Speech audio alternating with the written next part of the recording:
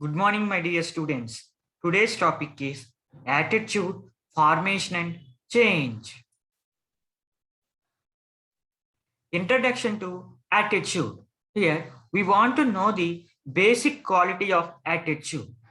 It's all a matter of attitude and other stories that will make you happier and healthier. So, an attitude is an organization of concepts, that is, beliefs, motives, habits, and act associated with a particular object. Here, attitude is a combination of human being beliefs, human being motives, human being habits, and it is associated with a particular object. Here, attitude concept is very important in organization. The concept and the beliefs associated with an attitude are referred to as cognitive component. The habits as the action component and motives as the effective component. Here, the important concept and beliefs associated with an attitude is referred as cognitive component. It consists of different habits and actions and motives, that is called affective component. We say that an attitude is formed when above components are so interrelated. Here, when the human being habits and motives and action are interrelated, then attitude will be formed. So interrelated, that specific feelings, emotions, and reaction tendencies become constantly associated with a particular way of thinking about the certain persons or events. When these are interrelated with each other, then attitude will be formed. Now we are observing the different people and different events. In early stages of attitude formation, its components are not well systemized so that they can be modified by new experiences. Here, in early stages of attitude formation, components are not well be a systemized pattern, but according to new experience people, now it is modified a lot. However, gradually when they are well organized over a period of time. Here, after so many years, it was well organized and they tend to become rigged and stereotyped. Now it is in a stereotyped process. For the most part of our lives, we are not fully conscious of extensive influence they have on our social behavior. Here, so many conditions or influences we get towards us from this society. We are not very conscious what is happening from outside towards us. But on close self-analysis, we find that attitude for function within ourselves and we become sensitive to the attitudes of others. Actually, we try to infer the attitude of others according to regulate our behavior. The cognitive component. Attitude are vary from one another in number of ways other than a specific content. Here, several number of attitudes are there. One is different from another. In the cognitive component, we find specificity of the concept of the object and also degree of differentiation of an attitude. Here, several types of attitudes are there. Here, each attitude is unique. It is a having lot of variation and differentiation one to another. Attitude as to how many beliefs and concepts are associated with the object. For example, a person may have an attitude towards Pandit Jawaharlal Nehru as a statesman and towards statesmen in general or towards celebrity. Here, different people are having different opinion on Jawaharlal Nehru. Some people are seeing as his statesman. Some people are seeing as celebrity. Some people are seeing as a politician. Some people are seeing as a freedom fighter. This is the attitude difference. The action component. Here, attitude have been observed to differ in their relation to overt behavior. Here, so many people are having the different type of attitudes. There are different in their relation to overt the behavior. Some attitudes may have many habits associated with them. Other have few. So many people will not have the same type of habits and attitudes. Sometimes the action which goes with an attitude is more merely a verbal expression, and this is called an opinion. Means verbal expression means it is having letters in the written format or in the oral format. So some people will show their attitude by orally or written ways. That is called verbal expression. But the action component of an attitude may include a number of action tendencies. For example, people develop favorable attitudes towards one political party, and these may be expressed either by voting on election day or by long heated discussions with other or by actively participating in political campaign. The affective component, two of dimensions which belong to this component are position and intensity. Here, dimensions are having two different types which belong to this component are position and intensity. The former refers to degree of expectancy of pleasantness or unpleasantness, which is associated with the object, whereas the latter refers to the strength of the affective expectancy. For example, a person's attitude towards a surgeon about to operate on him may include a very strong expectancy about amount of pain. Here, the position of the object is rather negative, but the attitude is very intense. Notes on formation of attitudes. We already know an attitude as an organization of concepts, beliefs, habits, and motives associated with an object. Here, the formation of attitudes then consists of learning various concepts. Here, the main thing of formation of attitude is learning various concepts, various beliefs, habits, and motives. The formation of attitude follows the basic principles of learning. Here, some basic principles are there in attitude. There are three interrelated principles which help to explain how attitude are learned. The principles are of association, transfer, and need satisfaction. Here, principles are, first one is association, and second one transfer, third one is need satisfaction. Broadly speaking, we acquire feelings and reaction tendencies. The two essential components of attitudes are through association and need satisfaction. In other words, we learn to fear and avoid people, things, or events associated with unpleasant happenings, and to like and approach those people, things, and events associated with pleasant happenings. Here, everything should be performed in a pleasant manner. It is also one type of attitude. Unpleasant happenings also another type of attitude. We are having positive attitude and negative attitude. In simple terms, Cartage suggested 4 different motivational bases for attitudes: utilitarian, value expressive, ego defensive, and knowledge. Here, an attitude with an utilitarian basis is associated with the survival, safety, and some of social motives of the individual.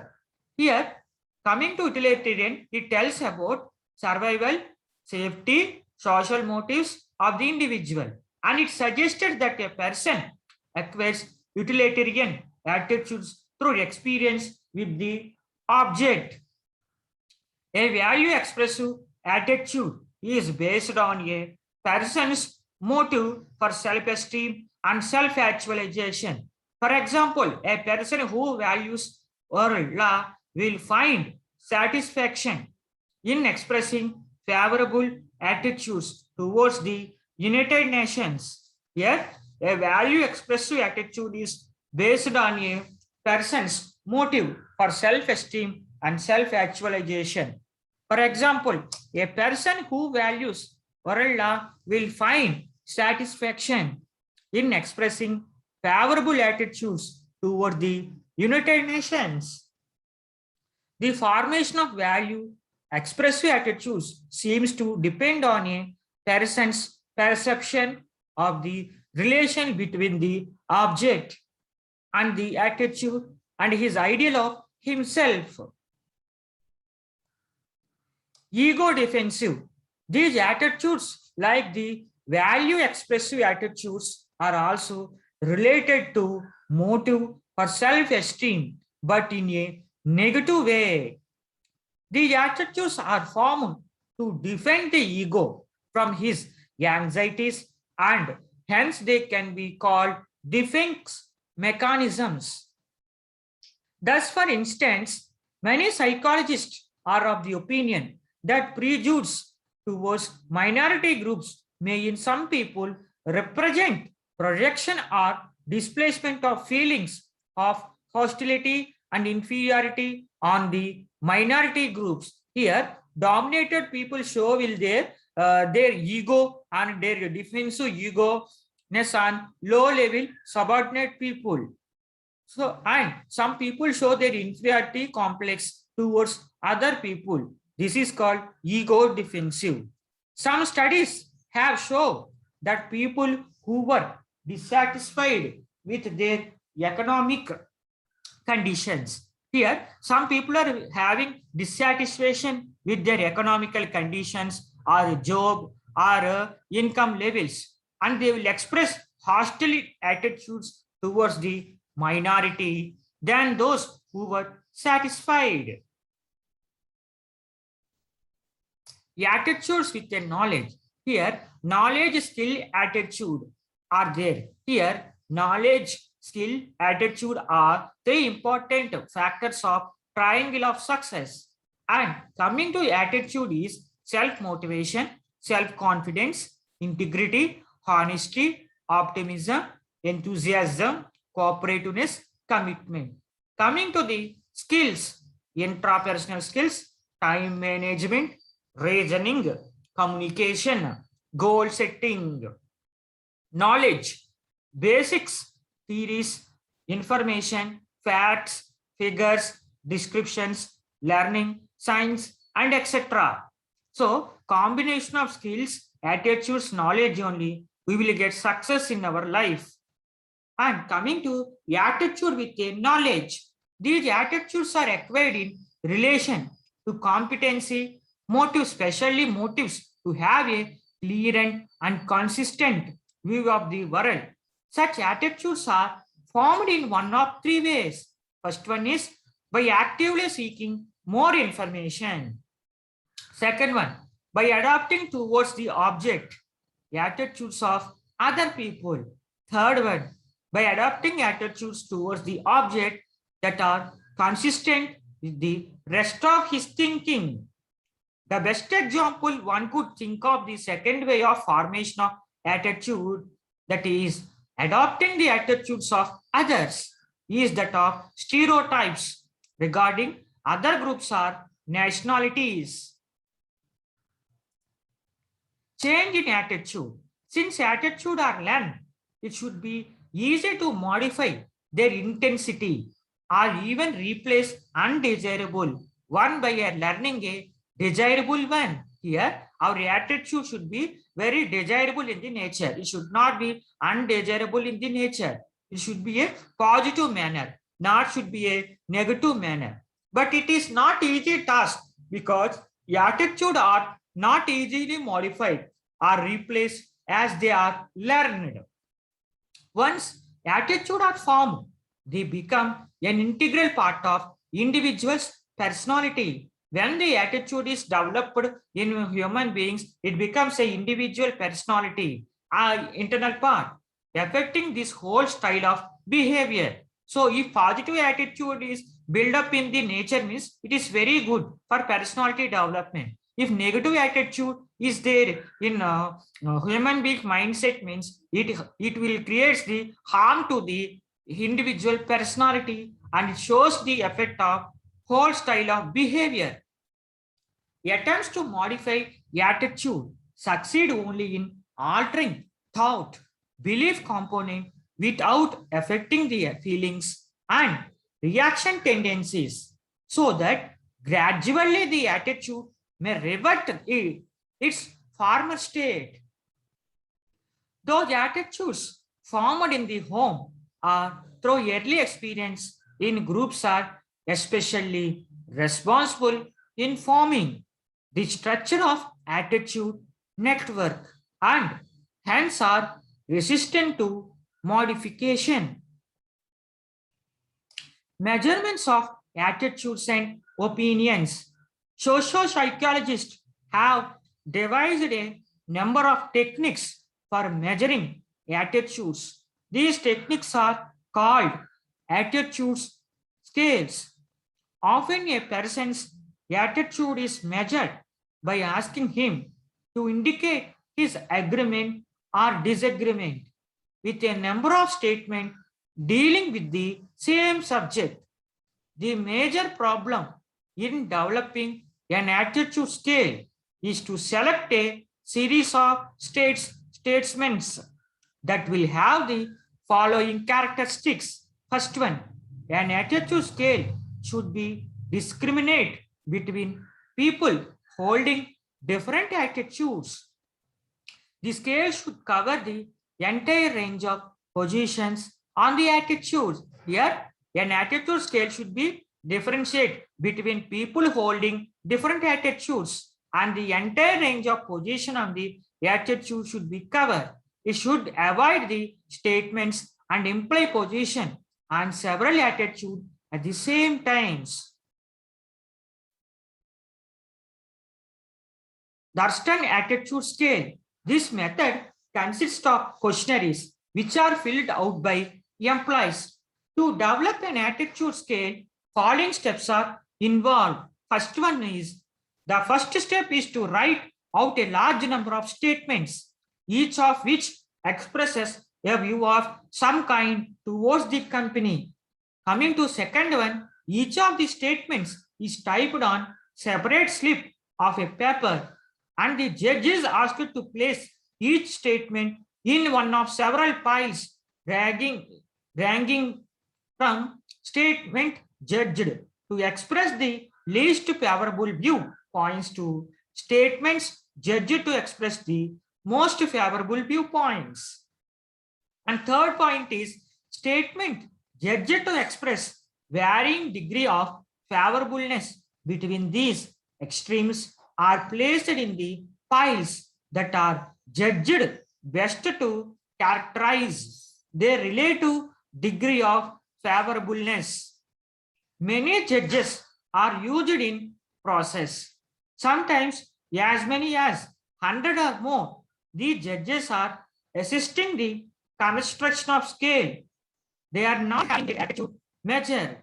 The allocation of statements to the several piles is a part of the process of constructing the scale.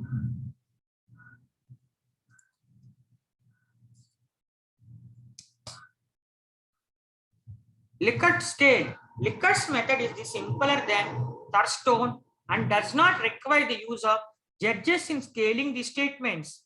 While a number of different producers were tried and compared, but the simplest method described by Likert was found to give results that correlated very highly with more complex methods.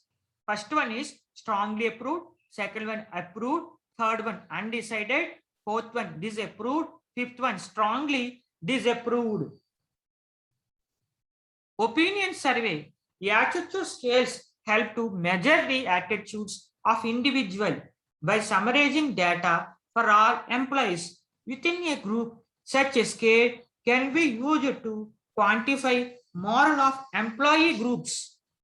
Attitude scale can be useful in indicating the relative level of moral of employees groups, but these do not enable the management to identify the specific factors that may be sources of employees' unrest or unsatisfaction.